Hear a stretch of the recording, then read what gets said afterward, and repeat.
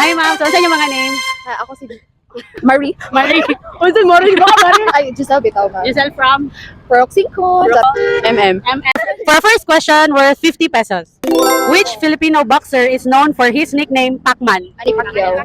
Is that your final answer? Yes. Okay, Manny Pacquiao, correct. Okay, for a second question, take it or risk it. Risk it. What is the color of the 1,000 peso bill? Color blue.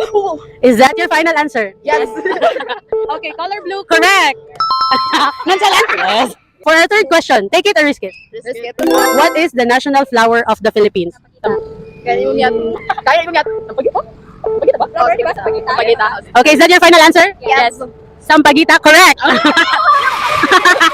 Okay, another 50 pesos.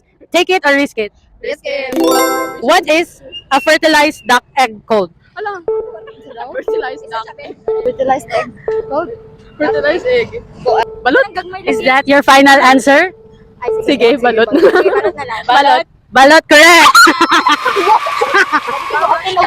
Take it or risk it. Risk it. Okay. What is the title of the Philippine National Anthem? Lupang Hinirang. Is that your final answer? Yes. 100%. Lupang Hinirang, correct. Okay. Congrats. Please like, share, and follow Barbie Seiko TV.